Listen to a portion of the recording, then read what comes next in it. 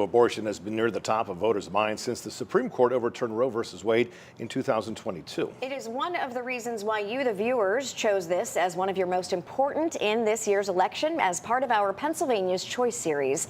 Fox 43's James Corrigan talked with parties on both sides of the debate. A picture can be worth 1,000 words, and even more memories. Such is the case for Shay Ellis's family in Lewisberry, featuring 2 children and too many special moments to count.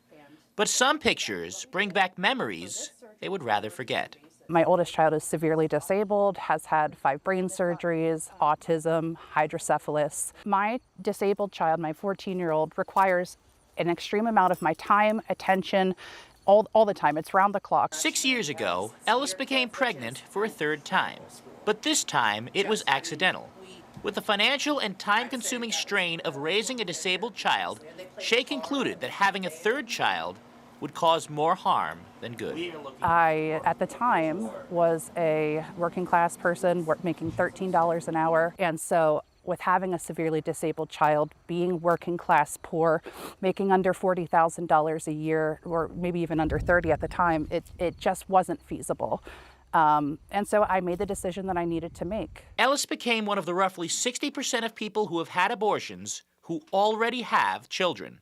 They understand fully what it requires of them and their resources to raise a child and to support the children they have. Alexis McGill Johnson is the president of Planned Parenthood and says the circumstances of the choice to have an abortion can be deeply personal and should not be the subject of scrutiny from anybody. We don't know why someone may need medical care, why something may have happened in relationship to the pregnancy.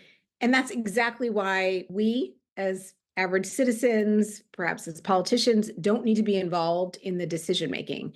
If we trust women and we trust doctors to make decisions about what is right for them and what is best for them and their family and their plan, then we should actually say that and not let the government interfere in that decision. It's the right to make such a decision that many abortion rights advocates believe is on the ballot this year.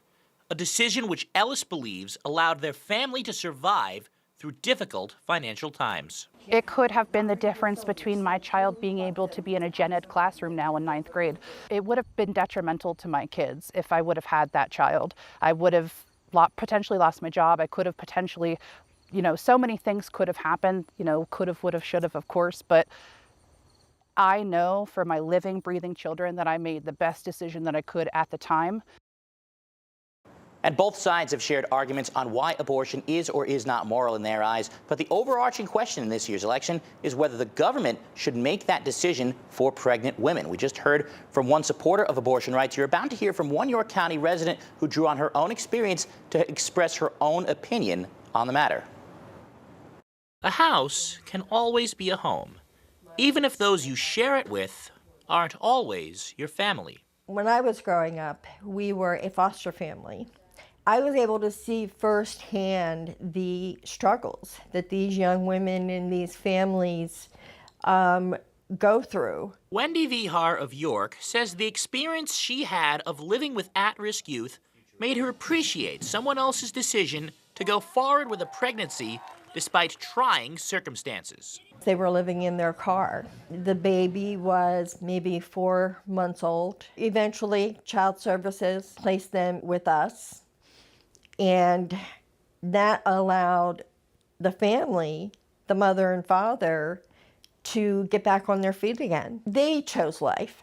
They didn't abort their child, even under, the harshest circumstances that they were in. Who can argue with the beauty and the joy that comes from seeing that precious baby right after the baby is born? Maria Gallagher is the executive director of the Pennsylvania Pro-Life Federation and says Wendy's experience shows what she believes is the benefit of choosing to carry a pregnancy to term over having an abortion. We know from research that there are as many as 1 million couples waiting to adopt children.